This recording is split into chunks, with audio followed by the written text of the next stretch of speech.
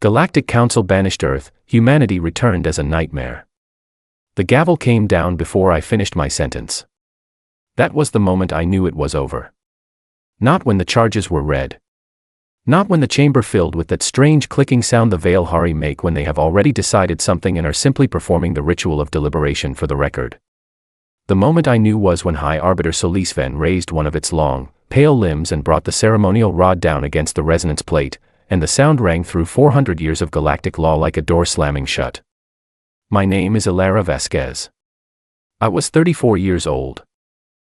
I was Earth's last diplomatic liaison to the Galactic Council, and I had just watched my entire species get thrown out of the most powerful governing body in 3 galaxies. I had prepared a speech. 22 pages. I had spent 6 months writing it, rewriting it, running it past linguists who specialized in Veilhari emotional register, because the Veilhari respond to tone as much as content, and I needed every word to land exactly right. I had practiced it in the mirror at 3 in the morning while my coffee went cold. I had practiced it on the transport ship coming in, mouthing the words against the porthole while the stars drifted past. I got through 11 words before Solisven raised its limb. The charges had been read by a junior clerk, a pellucid choir fragment that existed as a soft hum near the speaker's platform. It listed everything in a voice like wind moving through tall glass. 17 unsanctioned conflicts since first contact. Biological contamination of the Sirius drift, caused by a shipping container that split open and released a cloud of Earth microorganisms into a protected zone. The refusal of the Terran governments to dismantle their nuclear programs as required under the Accords of Sentient Covenant. And the incident at Proxima Station, which the clerk described as aggressive commercial acquisition through social manipulation, which was a very polite way of saying that a man named Pete Gorman from Cardiff had bribed, charmed, and out-negotiated a sovereign alien trading council into handing him controlling interest in their primary docking facility. Pete Gorman was currently serving a 2-year suspension from interstellar trade licenses and was reportedly very happy about how things had turned out for him.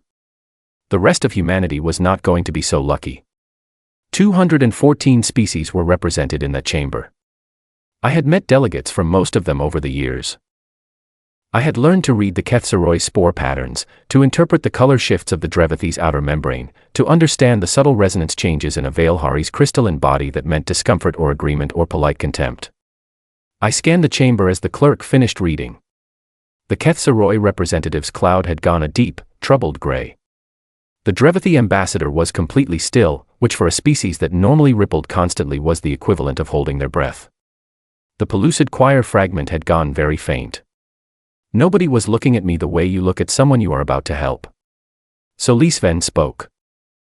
Its voice was always difficult to describe to people who had not heard it. Imagine something between a cathedral organ and a mountain cracking. It did not need a translator. The Veilhari had developed a form of speech 60,000 years ago that embedded meaning directly into the listener's auditory processing, and the sensation of understanding it was like remembering something you had never actually learned. The Council finds the species designated humanity, native to the 3rd planet of the Sol system, to be in persistent violation of the Accords of Sentient Covenant, Solisven said. Despite 60 years of probationary membership, repeated warnings, and progressive sanctions, the pattern of behavior has not changed. The Council does not believe it will change. Humanity represents an unpredictable and destabilizing presence in galactic society. Effective in 48 standard hours, all human vessels will be prohibited from crossing beyond the 15 light-year exclusion boundary around the Sol system. An enforcement barrier will be installed and maintained by Council forces. Earth's observer status, trade rights, and communication relay access are hereby suspended indefinitely. I stood up. I do not know why. There was nowhere to stand to, and Solisven had already struck the resonance plate, and 214 species were watching me with expressions that ranged from pity to relief. But I stood up anyway, because I am human and we stand up even when there is no point. You are making a mistake, I said. My voice was steady. I was proud of that. You are looking at 60 years of records and seeing the worst of us. You are not seeing what we are capable of when we are pushed. Solisven regarded me with those vast, pale eyes that held no warmth and no malice either, just a kind of absolute certainty that was somehow worse than either. We are aware, it said, of what humanity is capable of. The chamber emptied in an organized, efficient, galactic way. No raised voices. No dramatic exits. Just species filing out through their designated doors, back to their ships and their systems and their thousand-year-old civilizations, leaving Earth's last diplomat standing in a room that smelled of burnt copper and something floral I never managed to identify. I was escorted to the docking bay. My ship, the liaison vessel given to Earth under the now-terminated Observer Agreement, was already being prepped for departure by Council technicians who worked with the careful politeness of people who have been told to be gentle with something fragile. I sat in the pilot's seat for a long time before I started the engines. I looked out at the station, at its impossible scale, at the hundreds of ships moving through its traffic lanes with the casual efficiency of a civilization that had been doing this for longer than Earth had been a planet with complex life. I thought about my speech. 22 pages. 11 words delivered. I thought about what Solisven had said. We are aware of what humanity is capable of. I started the engines. I pointed the ship toward the Sol system, toward the barrier that would soon seal us in, and I thought one single clear thought that stayed with me for the rest of my very long life. Good. Let them be aware. The barrier went up 46 hours later. I crossed the line with 2 hours to spare. I stood in the observation lounge as the enforcement mesh activated behind me, a shimmer across the stars that looked almost beautiful, like a soap bubble stretched across the sky. I pressed my hand against the glass. I was angry. Not the hot, flailing kind of anger that burns out fast. The other kind. The kind that settles into your bones and becomes something harder and more permanent, something that stops feeling like an emotion and starts feeling like a decision. I made a decision. I went home, and I told Earth's governments exactly what I had seen. Not just the verdict, but the chamber. The expressions. The way the delegates had already been leaving before the gavel fell. The absolute certainty on Solisven's face when it said it knew what we were capable of. They are not afraid of us, I told the assembled Council of Earth's nations, in a chamber in Geneva that felt very small after the one I had just left. They are inconvenienced by us. That is a very different thing. And I think that is a mistake we should help them correct. There was a silence. Then the Prime Director of the Terran Assembly, a quiet man named Gerald Cooper who was not known for dramatic statements, leaned forward and said, "What do you propose?" I looked around the room. At the faces of people from every corner of a planet that had spent most of its history disagreeing about everything. At a species the galactic community had called unpredictable, destabilizing, and incapable of change.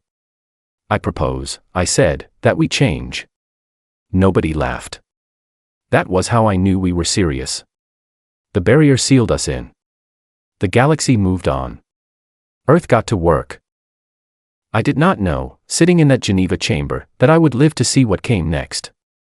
I did not know that I would be 103 years old when the next chapter of this story ended, sitting in the back of a different chamber, watching my granddaughter sit across from the descendants of the beings who had thrown us out, watching them realize, too late, that they had misunderstood us completely. If I had known, I might have smiled in that moment instead of waiting 69 years to do it. But some things are worth the wait. The first entry in my log that I feel comfortable sharing begins on day 8 of year 23 of isolation. I am Dr. Yusuf Okafor. I am 52 years old. I have never left the solar system.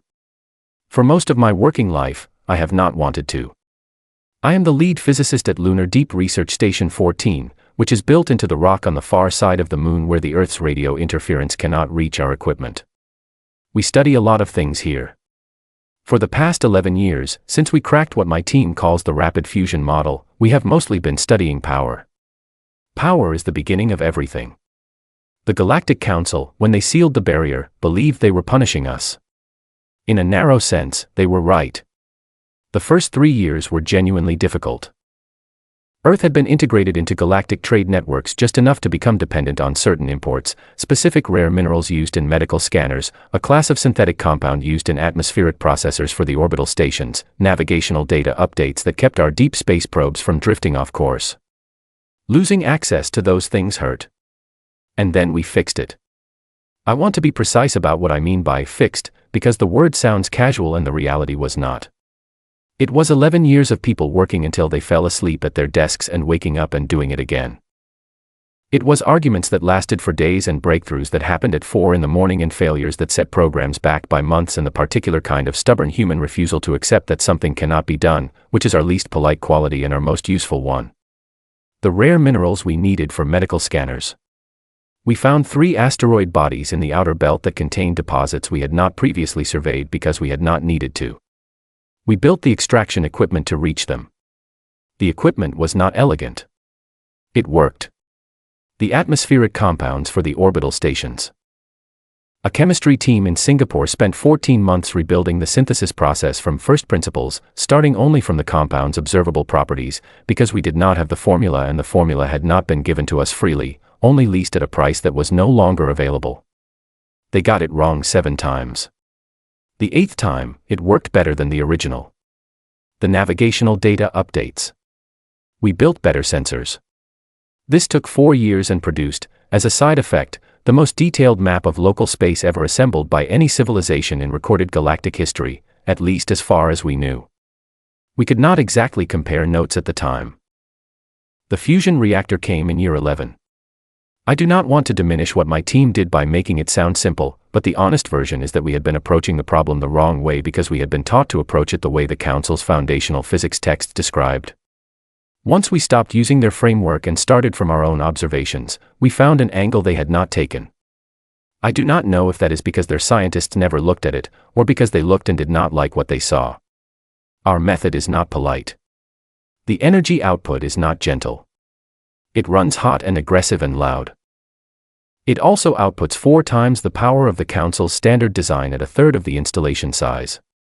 We built 18 of them in the first 2 years after the proof-of-concept model worked. We built 40 more after that. With essentially unlimited power, the next problem becomes propulsion. This is where Clara Vasquez enters the story. She is Alara's daughter, 31 years old when she submits the theoretical framework that will eventually become the drive system her own daughter commands across the stars. I meet Clara at a conference in year 14. She is small and sharp-eyed and has a habit of finishing other people's sentences, which is either charming or maddening depending on how close you are to a breakthrough. She presents her initial findings with the calm of someone who has already wargamed every objection. The framework she proposes is not possible under conventional physics. It is possible under a refinement of conventional physics that accounts for a set of spacetime interactions that had been theoretically dismissed as having no practical application. She argues, with considerable evidence, that they were dismissed because the energy requirements to demonstrate them were prohibitive until very recently. Until, specifically, year 11. The partnership between her theoretical work and my team's power systems is one of the most productive of my career. We argue constantly. She is usually right. I am occasionally right, which I consider a reasonable ratio given how different our minds work. By year 19, we have an unmanned test vehicle moving at 12% of light speed. The data it sends back is beautiful. By year 31, the Vasquez Kimura drive, named for Clara and my engineer Hideo Kimura who solved the containment problem that was killing our test pilots, achieves 60% of light speed in crewed vessels. By year 40, refined versions of the drive system reach 94%. I log this at 3 in the morning, sitting in my office on the moon, drinking tea that has gone cold, and I feel something I do not have a precise word for. It is not pride, exactly. It is more like recognition. Like the universe has confirmed something we suspected about ourselves but could never quite prove. There is more. There is always more with humans. The medical teams are doing things the Council would have called theoretical at best and reckless at worst. Genetic therapies developed under the pressure of isolation, because we can no longer import treatments and must make our own, extend healthy human lifespan beyond 150 years. Radiation-hardened variants are developed for deep space crews, not through any dramatic alteration, but through careful, patient work that builds on what we already are rather than replacing it. I should mention the defense program. I mention it here because it is part of the record, not because it is the part of the story I am most proud of, though I am not ashamed of it either. The Terran Defense Compact did not dismantle a single weapon. What it did, in the 47 years of silence, was think very carefully about what its weapons were for and how to make them better at being for that thing. The results of that thinking were classified. I have seen the summary documents. They are impressive in the way that a very quiet, very large animal is impressive when you realize it has been watching you the whole time. In year 47, day 112, I receive a signal. It comes in on a frequency that has been silent since the barrier went up. A Veil-Hari identifier code, clean and precise, attached to a small automated probe that has parked itself just outside the barrier mesh, presumably to observe whether we are still contained. We are still contained. For now. I sit with that signal for a long time. I think about everything we have built in the dark, all the problems we solved because no one was going to solve them for us, all the ways we had grown into ourselves rather than growing into what the Council wanted us to be. Then I write my final log entry before the mission begins. We are. For now.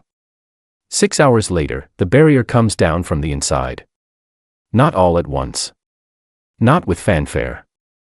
Our engineers have spent 9 years studying the enforcement mesh from the inside, mapping its structure through indirect observation, finding the frequencies it cannot compensate for. It takes 11 minutes and 14 seconds to fully collapse the mesh across the designated crossing point. There is a small alarm somewhere in Council infrastructure, I am sure. It does not matter.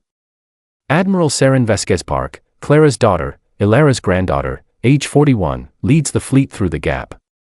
I watch from the observation deck of Lunar Station 14. The ships are enormous. They should not be. 47 years ago, Earth's best warship would have been classified by the Council as a medium patrol vessel. These ships are something else entirely. 12 dreadnoughts, each one a quiet argument against every assumption the galactic community made about us. 80 support vessels.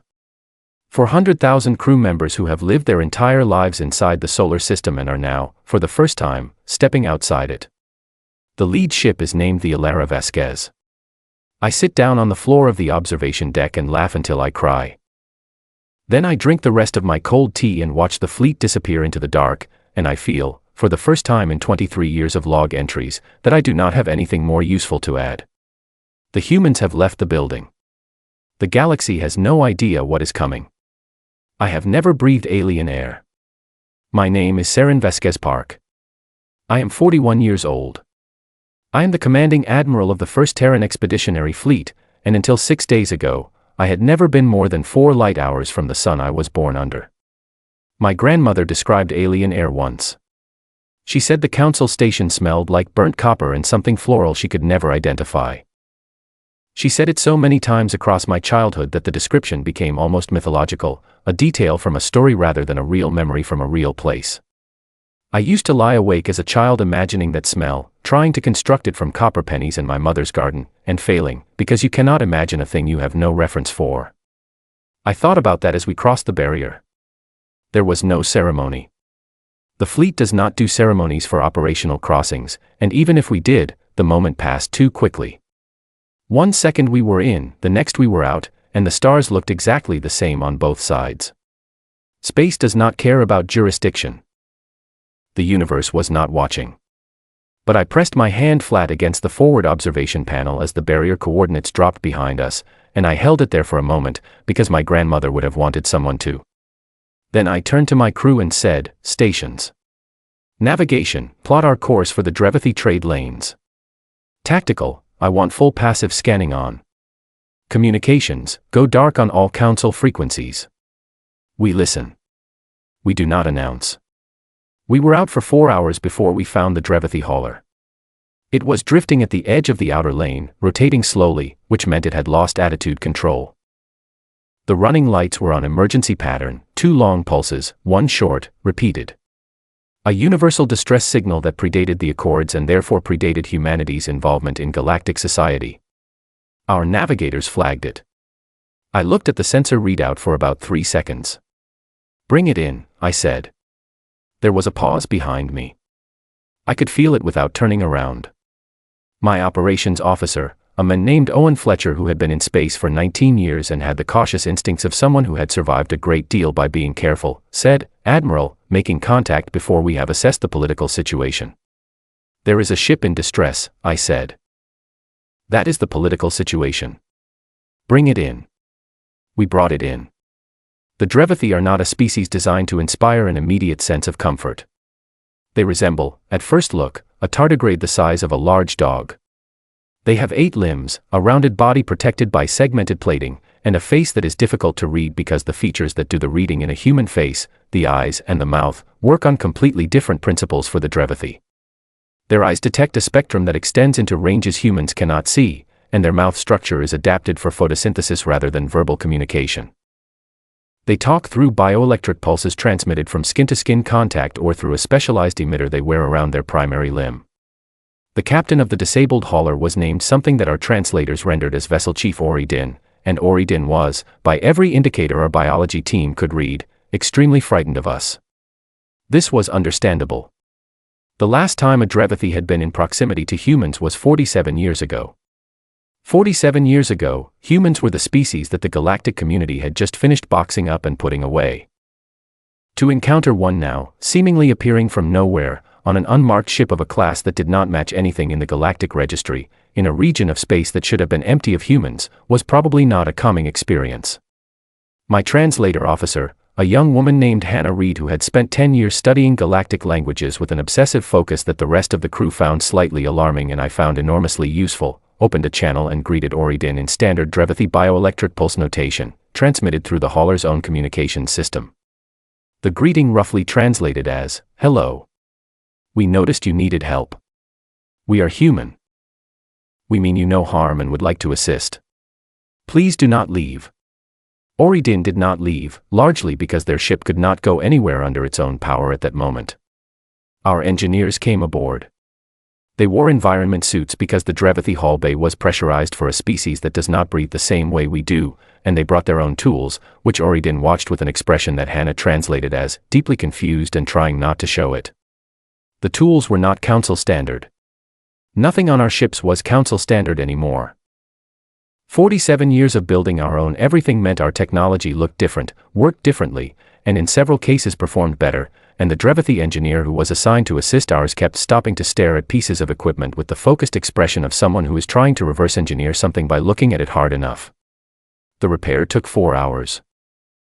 The main attitude control system had a cracked coupling that was a standard replacement job, except that we did not carry Drevathi standard couplings, so our engineers fabricated a compatible replacement from raw stock using a manufacturing system we had built into every ship in the fleet for exactly this reason.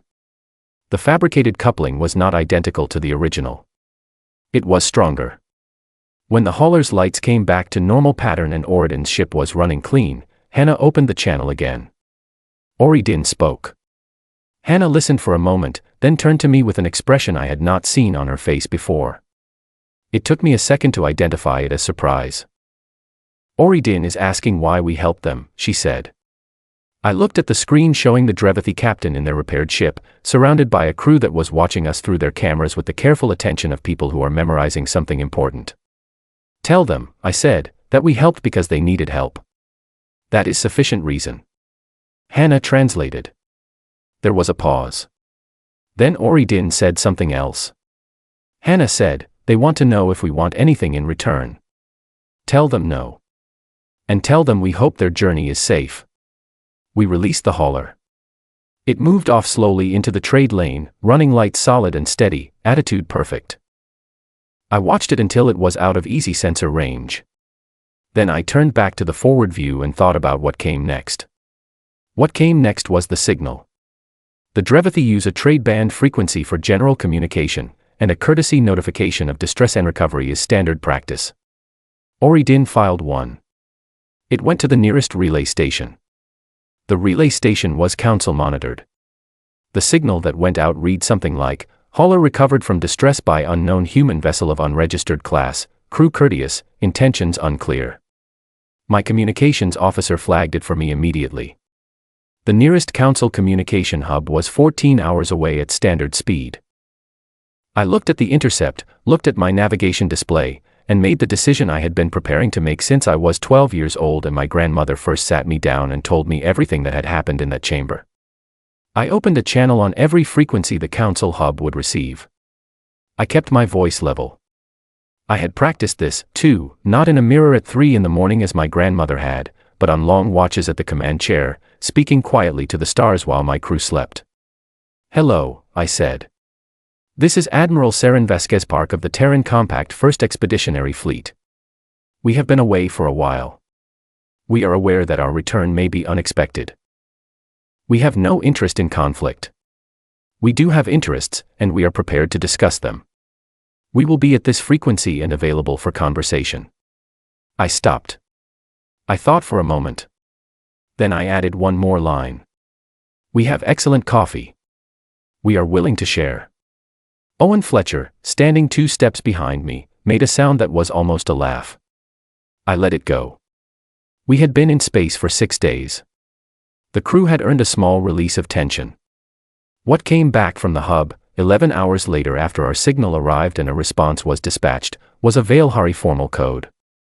Cold, precise, technically correct, and completely free of anything resembling warmth. It acknowledged our signal.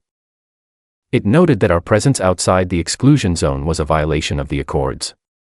It informed us that the Council was convening an emergency session to determine response. I read it twice. I sent the crew to rest rotations. I sat in the command chair with a cup of the coffee I had promised to share and thought about my grandmother pressing her hand against a porthole glass 47 years ago. Then I did something she had not been given the chance to do. I smiled. The council session lasted 9 hours, and I watched every moment of it.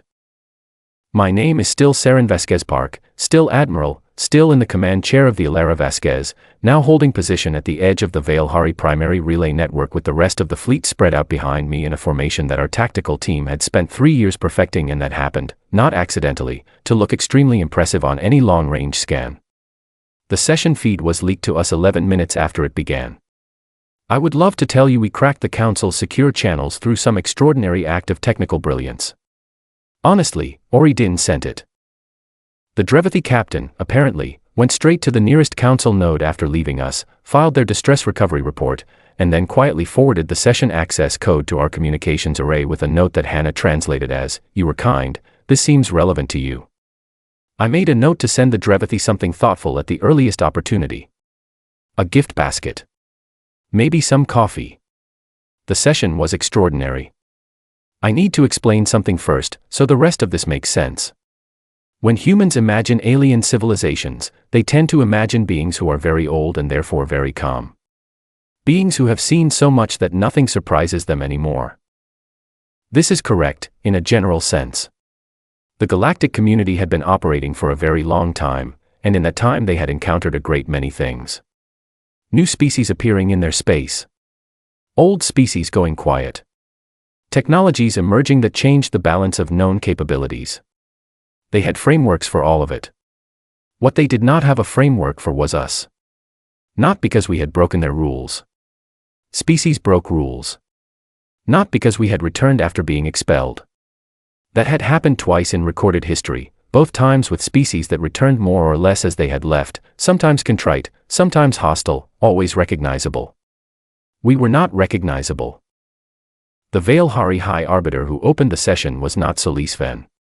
Solisven had passed some decades ago, crystalline metabolism being what it is, and this arbiter carried the title as the head of the same judicial lineage.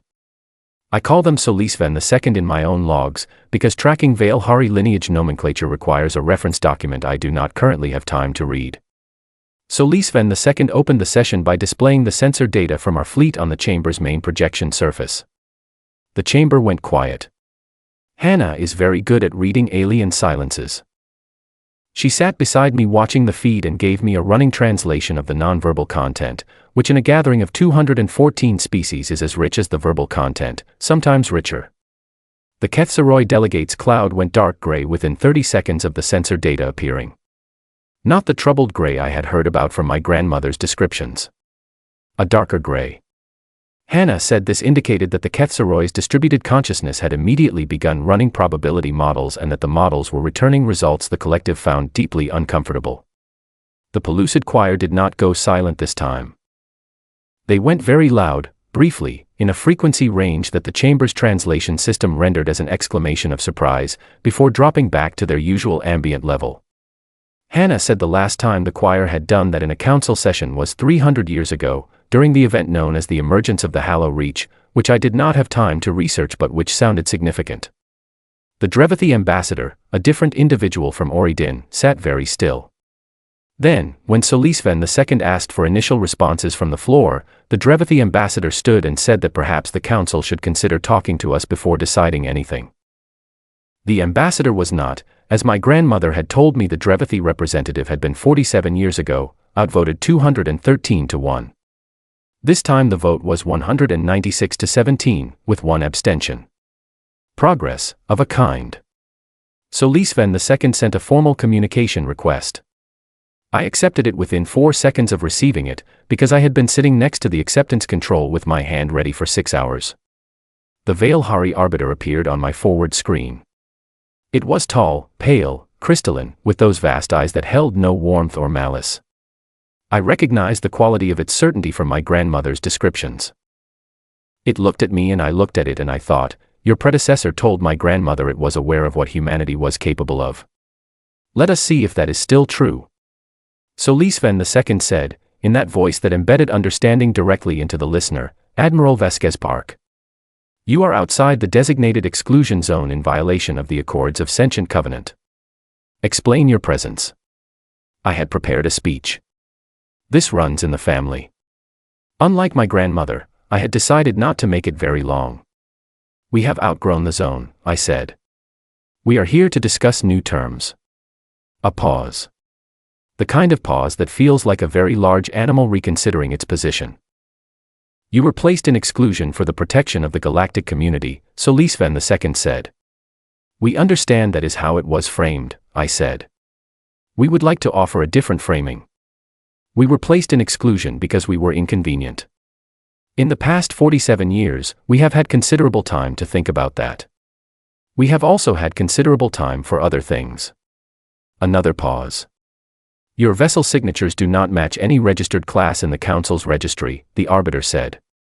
It was not a question, but it was asking one. No, I said. They would not. We built them ourselves. Another silence. Longer this time. Hannah was watching the Arbiter's resonance patterns through the visual feed with the concentrated focus of someone lip-reading a conversation from across a room. She leaned toward me and said, very quietly, the resonance pattern is the one the Veilhari use when they are recalibrating a fundamental assumption. That was the moment, I think. Not the barrier coming down. Not the fleet emerging into open space. Not the Drevathi sending us the session access code. This moment, when the Veilhari Arbiter looked at my fleet on its scanners and looked at me on its screen and understood, at some deep institutional level, that 47 years had passed and it did not know what humanity was anymore. That was the moment the negotiation actually began. I held up a cup of coffee. It was a deliberate gesture. My grandmother had told me about the copper and floral smell of the chamber, about standing alone in the empty room after the gavel fell, about pressing her hand to the porthole glass. I had thought about how to answer that image for a long time. We would like to talk, I said. Shall we find a neutral location? We will bring the coffee. Solisven II looked at the coffee cup for a moment that I could not read at all. We will send coordinates, the Arbiter said. The channel closed.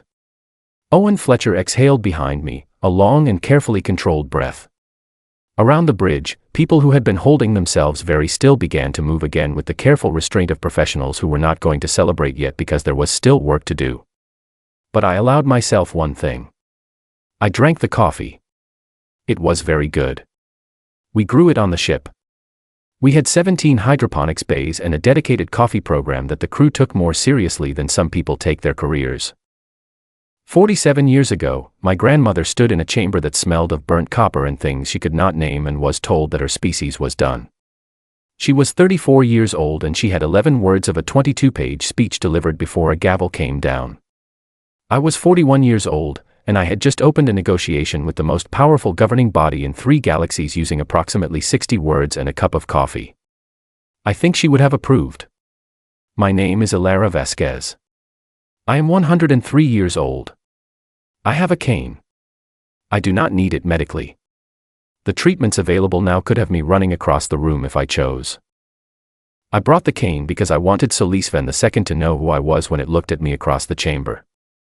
I wanted it to see the woman who had stood in another chamber 69 years ago, and I wanted it to understand the distance between that moment and this one. I am in the back of the hall. I am not part of the official Terran delegation. My granddaughter leads that. I am here as a witness. Sometimes that is the more important role. The chamber where the Treaty of Restored Standing is being signed is not the same room where the accords were pronounced against us all those years ago. It is a different station, a newer one built at a midpoint between the major council systems, designed specifically for sensitive negotiations, with gravity calibrated to a compromise between 6 different species' preferred levels and air mix to support the widest possible range of respiratory needs. It smells faintly of something I cannot identify, which makes me smile, because I never could identify the smell in the old chamber either. The delegation from Earth sits on one side of a long table made from a material that is not quite metal and not quite stone, something the Drevathi manufacture that has a slight warmth to it when you place your hand flat against the surface, as if it is alive. Saren sits at the center of our side. She is 53 now, 12 years out from that first crossing, and she has the particular quality of stillness that belongs to people who have done difficult things and won and know exactly how much it cost. Around her sit representatives from every major Terran body: science, defense, trade, medicine, governance. They are not dressed in formal ceremonial clothes. This was a deliberate choice. They are dressed the way Terran Compact officials always dress, which is practical and clean and does not match the elaborate ceremonial garb of half the other delegations in the room. On the other side of the table sits Solisven II, and around it, representatives of the 12 species that the Council had designated as primary signatories to the new terms. The rest of the Council's membership, all 202 of the remaining species, are present in observation capacity in the tiered seating that rises around the central table. I am in the back row of those tiers, in an observer's chair with an angled view that lets me see both the signatories and the hall. I watch Solisven II. I watch it the way I used to watch the old Solisven 69 years ago, trying to read a being whose interior life is genuinely foreign to my experience. The difference is that now I have more practice. The Veilhari resonance, which Hannah and the generation of linguists she has trained have now fully mapped, reads clearly to those who know what to look for. Solisven II is uncomfortable. Not frightened. Not angry. Uncomfortable in the specific way of a being that has been holding a position of absolute certainty and has discovered, slowly, over 12 years of negotiation, that the certainty was based on incomplete information. I find it difficult to feel sympathy for that. I have tried. I am 103 years old and I have had a great deal of time to practice generosity. But I sat in a chamber and heard a gavel fall and was told that my species was done, and some experiences mark you in ways that time smooths but does not erase. I am not cruel about it. I simply do not feel sympathy. The treaty itself took 9 years to negotiate. Saren's opening position was, by all accounts, received with something between disbelief and genuine alarm. Tier 1 sovereign power status was not something the Council had granted to any species in the past 400 years. The last species elevated to that level had been the Pellucid Choir, and the choir had existed for 30,000 years before the Council was founded. Earth had existed, in terms of the current civilization, for less than 12,000 years. As a spacefaring species, for roughly 70. Saren's point, delivered in the first formal session at the neutral station with the same calm she applies to everything that matters, was this: status in the galactic community should reflect capability, stability, and demonstrated ability to operate responsibly at scale. By all 3 measures, the Terran Compact now qualified. The Council's registry system, which assigned status based primarily on historical longevity, was measuring the wrong thing. It took the Council 4 years to stop arguing that longevity was the correct measure. It took another 3 years to agree on how to assess the alternative metrics. It took 2 more years to actually apply them to Earth's file and reach the conclusion that Saren's team had presented in year 1. Humans, as Saren remarked in a private log that I have read many times, are patient when they have to be.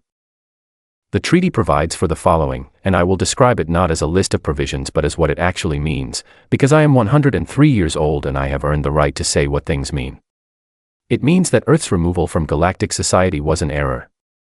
This is stated explicitly in the preamble of the treaty, in language that Solisven II signed with the Veilhari equivalent of a heavy hand. The Council does not often admit error. The fact that it does here, in writing, in a document that will be in the Galactic Archive for as long as the archive stands, is not a small thing. I know what it cost the Veilhari judicial body to write those words. I choose to believe that the cost was appropriate. It means that the exclusion barrier technology, the specific design used to seal our solar system, is to be permanently decommissioned. This is what we asked for. We are keeping the design specifications. We are building things with them that I will not describe here, but that the Council is aware of, and that contributed meaningfully to the treaty's final shape. It means that Earth has full and unmonitored access to all galactic trade lanes, communication networks, and scientific exchange programs. No dependency architecture. No lease technology. No access that can be revoked at a vote.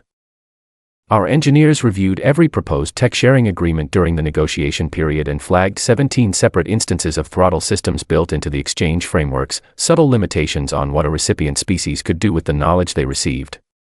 All 17 were removed as a condition of our signature. It means that the Terran Compact's defense program, which we did not dismantle in isolation and will not dismantle now, is recognized as sovereign and outside Council jurisdiction. The Council spent 3 years trying to negotiate this point. Saren spent those 3 years being politely immovable. In the end, she said something to the lead Veilhari negotiator that became, somewhat to her embarrassment, famous in the internal records of the negotiation. She said, "You asked us to disarm before you knew us. We are not the same species we were. We are certainly not going to disarm now that you do." The lead Veilhari negotiator had no response to this that worked.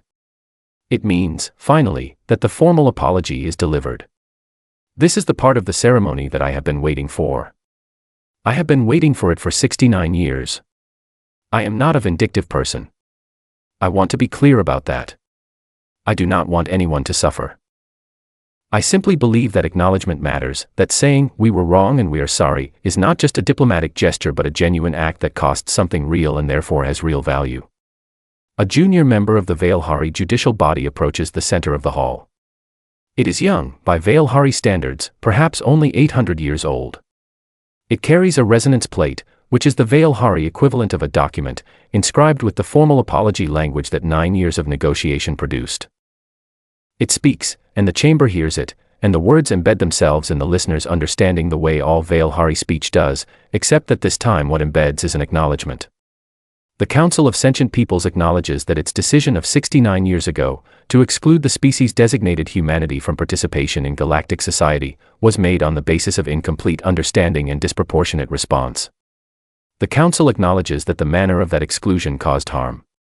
The Council regrets this. The chamber is very quiet. Saren accepts the acknowledgement on behalf of Earth with a nod that is brief and dignified and contains, if you know her the way I know her, an enormous amount of carefully managed emotion. After the signing, when the formal session has closed and people are moving through the hall in the particular way of beings who have just done something significant and are not quite sure what to do with themselves now, a young Veilhari delegate makes its way to the back of the observer tier where I am sitting. It is not anyone I recognize, not a name I know from the negotiation records. Just a young crystalline being who has been watching the proceedings and has found its way to me. It says, in careful translated standard, Ambassador Vasquez. I have read the records of the original session. I wanted to speak with you, if that is acceptable. It is acceptable, I say. I wanted to ask, it says, and pauses, and I can see it choosing its words with the particular care of someone who is asking something they genuinely want to understand, what we should have known about your species, that we did not. I look at this young Veilhari, this being that had nothing to do with what happened 69 years ago, that is asking me an honest question with an honest face. I think about Yusuf Okafor sitting on the floor of a lunar observation deck, watching the fleet emerge through the gap in the barrier he had spent 9 years studying. I think about Clara Vasquez presenting her theoretical framework at 3 in the morning to a room full of people who were willing to stay up and listen. I think about Pete Gorman from Cardiff, who is currently 91 years old and still trading, and who sent a congratulatory message to Saren when the fleet crossed the barrier that consisted entirely of the word "lads" followed by a considerable number of exclamation points. I think about my granddaughter, holding a coffee cup up to a Veilhari arbiter's screen and meaning it as both an offer and an answer. I tap my cane on the floor. One small, clear sound. You believed, I say, that putting something in a corner would make it smaller. You thought you were managing us. You thought exclusion was a conclusion. The young Veilhari waits. We are not a species that accepts conclusions, I say. We never have been. Every time something has been declared impossible for us, we have eventually done it anyway, not because we are superior to anyone, but because we cannot stop. It is not bravery. It is not genius. It is just the way we are built. We keep going. We keep asking why not. We keep finding the angle no one else tried. I look at the hall. At the 214 species gathered around a table to formalize the end of a mistake. At my granddaughter, across the room, speaking with the Drevathi ambassador, who appears to have brought Oridin along as part of the delegation and who is receiving what looks like a very enthusiastic greeting. You put us in the dark, I say. You thought the dark was a punishment. For some things, maybe it is. For us, it was a workshop. We built in the dark for 47 years. We solved every problem you thought would contain us. We solved some problems you did not know existed. And then we came back. I stand up. Slowly, because I am 103 years old, and slowly is fine. I have time. The lesson, I say, is not that you should have been kinder to us, though you should have. The lesson is that you misread the situation completely. You thought you were dealing with a problem. You were dealing with a species in its early development, young and loud and difficult and genuinely trying. You decided to shut the door instead of being patient. And while the door was shut, we grew up. The young Veilhari is quiet for a moment. Are you angry? It asks. I consider this. 103 years of living is a long time to think about what you actually feel. I was angry, I say. For a long time. It was useful anger. It kept me honest and it kept me working and it kept me from pretending that what happened was acceptable. But I am here now, and the treaty is signed, and my granddaughter is laughing across the room with the Drevathi ambassador, and Yusuf Okafor is watching this ceremony on a live feed from the moon where he spent 23 years building the future. So no. I am not angry anymore. I pick up my cane. I straighten my back, because I have spent 69 years keeping my back straight and I intend to keep the habit. I am satisfied, I say. That is a better thing to be. I walk across the hall toward my granddaughter. The floor of the chamber is warm under my feet, that slight warmth of the Drevathi material that is not quite metal and not quite stone, like something quietly alive beneath the surface. I think, we did not win by becoming what they wanted. We won by becoming more of what we are. That is the only victory worth having. Saren sees me coming and moves to meet me halfway. She has her coffee. She is still smiling, that same brief, dignified, enormous smile. She takes my arm and we stand together in the middle of the hall, and outside the observation windows, the stars are doing what stars do, which is exactly what they have always done, steady and indifferent and available to anyone with the will to reach them. We reached them. We are still reaching. That is what we do.